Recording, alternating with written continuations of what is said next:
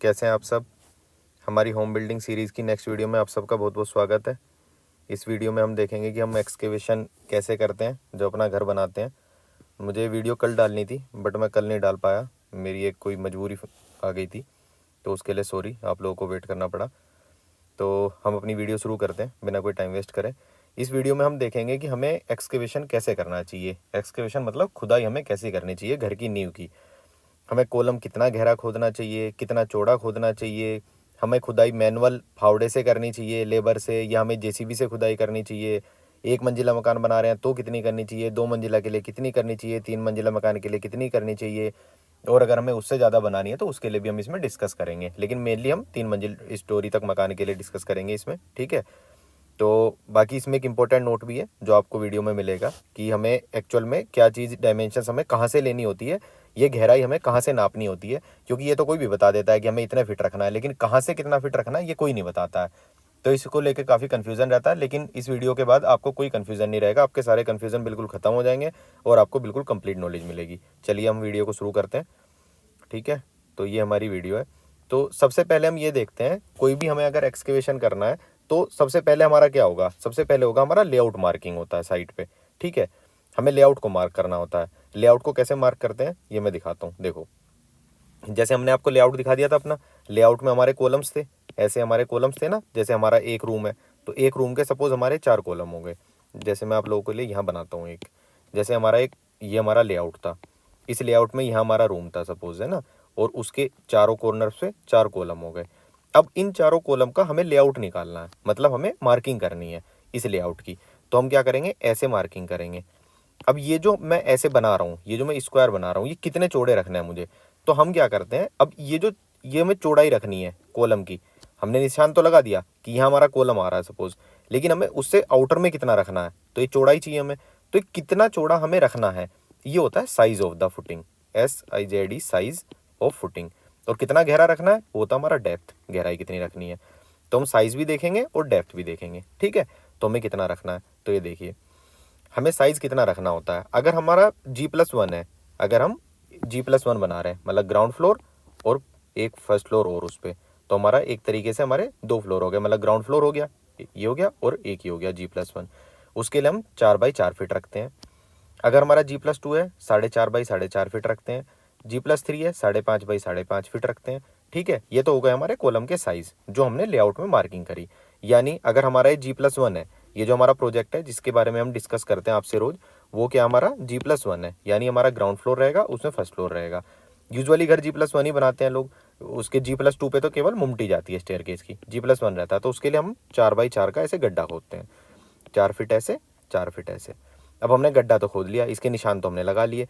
अब हमें कितना गहरा ये खोदना है, ठीक है, ये हम देखेंगे कितना गहरा खोदना है। तो डेप्थ जो होती है हमारी फुटिंग की, डेप्थ हमें कितनी रखनी है, तो डेप्थ देखते हैं अब हम।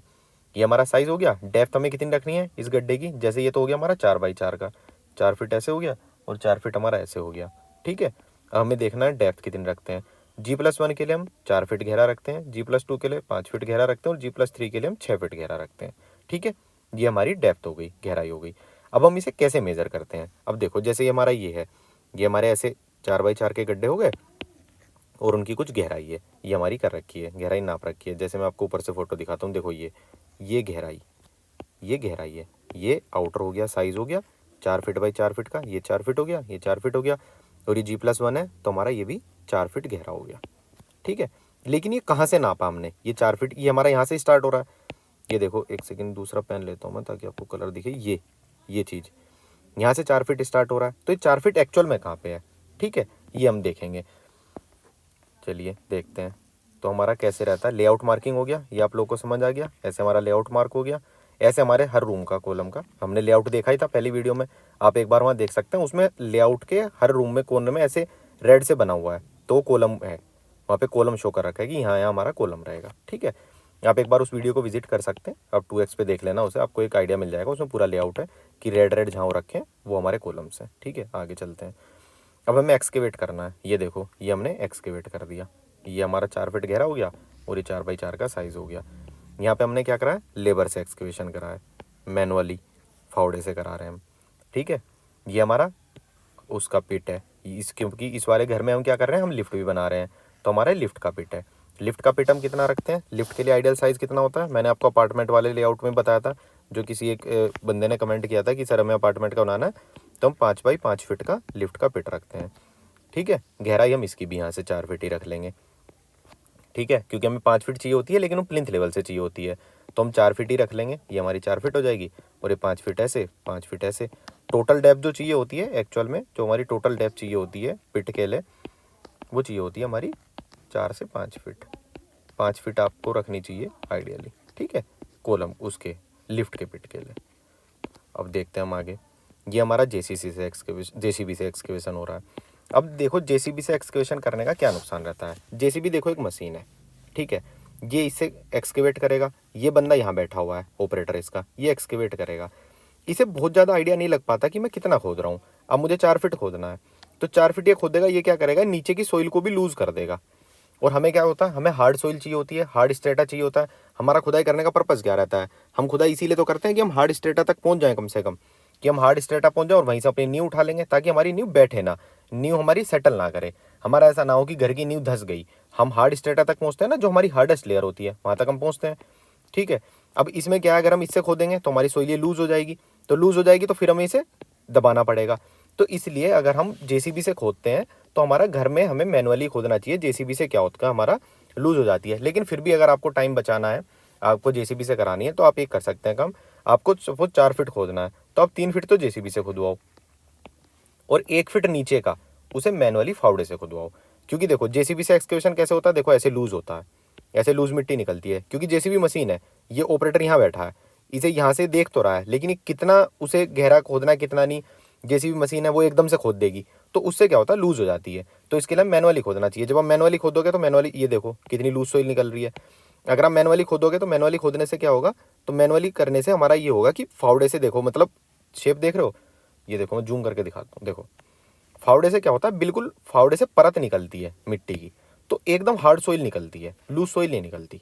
ठीक है, तो हमें फावड़े से खुदवाना चाहिए लेबर से, क्योंकि बहुत ज़्यादा बड़े घर होते नहीं है, 150, 200, 250 गज के घर रहते हैं, 2 दिन में पूरा एक्सकेवेट हो जाता है। आप लेबर बढ़ा देंगे, जैसे हमने यहाँ पे बहुत सारे लेबर लगा के काम करा, तो हमारा 1 दिन में ही एक्सकेवेशन हो गया था। ठीक है, आप ये करा सकते हैं। अब आता है फिर हमारा कि हमें गहराई कहाँ से लेनी है। उसके बाद हम नेक्स्ट स्टेप पे जाएंगे, गहराई कहाँ से लेनी है। देखो मैं बताता हूँ, बिल्कुल इसे थोड़ा ध्यान से समझना, लेकिन आपको ऐसा समझ आ जाएगा फिर आप भूलेंगे नहीं। सपोज ये आपकी रोड है, कहीं पे ये आपकी रोड बनी हुई है, ये आपका प्लॉट है। ठीक है, ये आपका प्लॉट हो गया। अब ये प्लॉट का नेचुरल लेवल है NGL, नेचुरल ग्राउंड लेवल। क्या हो गया, नेचुरल ग्राउंड लेवल हो गया। जैसे मैंने यहाँ पे भी लिखा हुआ है, दिखाता हूँ आपको। ये all dimensions are minimum, minimum हमें इतना रखना ही है कम से कम। And from natural ground level that is filling depth extra will be given. मैं आपको यही समझाता हूँ। देखो ये मेरी रोड हो गई, ठीक है। अब रोड के बराबर में यहाँ पे नाली होगी, ऐसे एक ये नाली होगी, ये नाली बना देते हैं ना, इधर भी नाली बना देते हैं। लिख देता हूँ मैं ड्रेन, आपके लिए सही रहेगा, हिंदी में भी लिख देते हैं नाली। ये मेरा प्लॉट है ना। अब हमारा प्लॉट इससे रोड से नीचा है ना। अब ये रोड से कितना नीचा है, पहले तो हमें ये देखना है। सपोज ये ऑलरेडी 2 फीट नीचा है मान लो, और हमें रोड से ऊपर बनाना होता है घर, क्योंकि हमें ये भी देखना होता है कि रोड से हमें कितना ऊपर रखना है। मैंने पहली वीडियो में बताया था लेआउट में कि हमें प्लिंथ बीम ऊपर रखना होता है ना। तो हमें रखना है तो 3 फीट हमें रखना है सपोज, ठीक है। तो 3 और 2 कितना हो गया टोटल, यानी यहाँ पे मेरा टाइल का लेवल रहेगा, फ्लोर लेवल, जो हमारा घर बनेगा। ऐसे रैंप बना देंगे, फिर हम ऐसे ही करते हैं ना अपने घरों में, नाली के ऊपर ऐसे रैंप बना देते हैं, रोड तक रैंप चला जाता है। तो अब 3 और 2 5 फीट तो यही हो गया।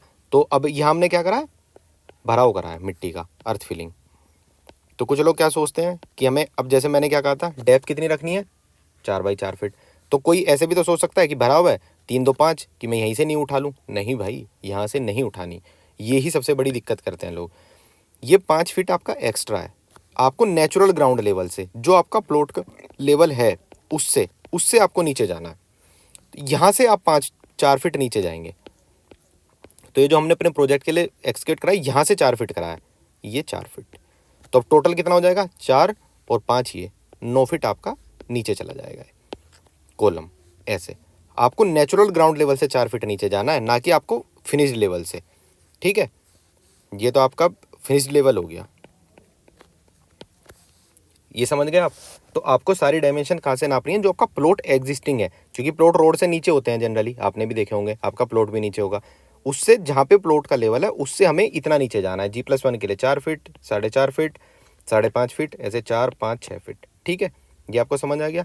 ये हमें ऐसे करना है। एक्सकेवेशन आपको समझ आ गया, मैनुअल करना है, जेसीबी से करना है। जेसीबी से करना है तो नीचे का 1 फीट छोड़ देंगे। ठीक है, मैनुअल करना है। उसके बाद हमारी मिट्टी ऐसे निकल रही है, दिखाता हूँ मैं आपको। जैसे ये देखो ना, नाली से देखो, ये भी दिख गया, देखो तुम लोगों को। मैं येलो कलर से दिखाता हूँ, उससे सही दिखेगा। ये देखो, नाली से 1 फीट नीचे था प्लॉट, 1 फीट की है नाली, इससे नीचे गए हम 4 फीट। ठीक है, आ गया समझ, बिल्कुल क्लियर हो गया। अब देखो, हमारी ये कितनी भी पक्की आए, लेकिन उसके बाद भी हमें इसे कॉम्पैक्ट कराना चाहिए। जैसे ये दिख रहा है ना, हल्का हल्का, ये बिल्कुल भी लूज सोइल नहीं चाहिए, हम उसे कॉम्पैक्ट कराते हैं। कॉम्पैक्ट मतलब उसे दबवाते हैं, कुटाई करवाते हैं। कुटाई किससे करवाते हैं, झुरमुट से। आप लोगों के यहाँ पे इसे कोई कॉम्पैक्टर बोलता है, झुरमुट बोलते हैं देसी लैंग्वेज में, मिस्त्री वगैरह झुरमुट से। तो इसे कॉम्पैक्ट करते हैं ऐसे, और जब कॉम्पैक्ट करते हैं फिर उसके बाद हम इस पर पीसीसी करते हैं। पीसीसी हमारा नेक्स्ट स्टेप होता है। पीसीसी हम कैसे करते हैं, कैसे करनी चाहिए, मुझे लगता है वीडियो काफ़ी लंबी हो गई होगी, हम स्टेप 4 आगे करेंगे, यहीं हम इसे कंप्लीट करते हैं। तो आज हमने क्या सीखा, एक्सकेवेशन कैसे करते हैं, कितना डेप्थ रखते हैं, कितनी विड्थ रखते हैं, चौड़ाई कितनी रखते हैं, और हम कॉम्पैक्ट कैसे करते हैं, मैनुअल करते हैं या जेसीबी से करते हैं, ये हमने देखा है। जेसीबी से करते हैं 1 फीट एक्स्ट्रा रखते हैं। हमारी डेप्थ सारी कहाँ से मेज़र होती हैं, नेचुरल ग्राउंड लेवल से, एनजीएल से हमारी मेजर होती हैं। ठीक है, ये हमने देख लिया इस वीडियो में। आप लोगों को कोई इसमें क्वेश्चन हो, कोई आपकी क्वेरी हो, आप प्लीज़ कमेंट करके पूछिए मुझसे, हम सोल्व करेंगे। बाकी अगली वीडियो में हम देखेंगे कि कहाँ से हम कैसे कॉम्पैक्शन करने के बाद पीसीसी कैसे करते हैं, पीसीसी क्या होती है, पीसीसी कैसे करनी चाहिए, पीसीसी करते किन बातों का ध्यान रखना चाहिए, ये हम सब करेंगे। बाकी आप लोगों को वीडियो कैसी लगी कमेंट में बताइए, चैनल को सब्सक्राइब करिए, बेल आइकन को हिट करिए ताकि आपसे नोटिफिकेशन मिस ना हो। और ऐसे ही बहुत सारी जानकारी के लिए आप हमारे शॉर्ट्स भी देख सकते हैं, हम उस पर डालते हैं। और आप लोगों की कोई भी और भी क्वेरी हो तो प्लीज़ आप उसे बताना, हम उसी पे वीडियो बनाएंगे। हमारा पर्पज़ ये है कि हम आपको बेसिक से, बिल्कुल देखिए, मैं आपको बिल्कुल ऐसे बताता हूँ जैसे कोई टीचर मतलब बता रहा हो, कोई पीपीटी बना के पढ़ा रहा हूँ, मैं आपको ऐसे नहीं करता। और मैं बिल्कुल आपको एक्चुअल साइट की फ़ोटोज़ दिखाता हूँ, अपनी साइट की फ़ोटोज़, क्योंकि मेरा मन पर्पज़ जो है वो सिंपल ये है कि हम कॉमन मैन को अंडरस्टैंड करा पाएँ, एक आम आदमी को अंडरस्टैंड करा पाएँ। चाहे आप ठेकेदार हों, चाहे आप अपना घर बनाने वाले हों, चाहे आप कोई भी हो, चाहे एक आम आदमी हो, आप सुपरवाइज़र हो, आप मिस्त्री हो, आप लेबर हो, आपको पता हो कि घर का बनने का क्या क्या स्टेप होते हैं। तो अब तक हमारे 2 सीरीज़ में हो गए हैं, मैं इसे प्लेलिस्ट में ऐड कर दूंगा। लेआउट कैसे बनाते हैं, लेआउट बनने के बाद हमारा लेआउट मार्किंग कैसे करते हैं, आज देख लिया हमने। फिर एक्सकेवेट कैसे करते हैं, कितना करते हैं, फिर हम अब आगे बढ़ेंगे। आगे की वीडियोस में देखेंगे, पीसीसी करेंगे, फिर उसे कैसे हम मार्किंग करते हैं उस पर, वो सब करेंगे। तब तक के लिए चलिए, आप लोगों का ध्यान रखिए, स्वस्थ रहिए, खुश रहिए, बड़ों का सम्मान करिए, अपना ध्यान रखिए, छोटों को प्यार दीजिए। Okay, bye bye.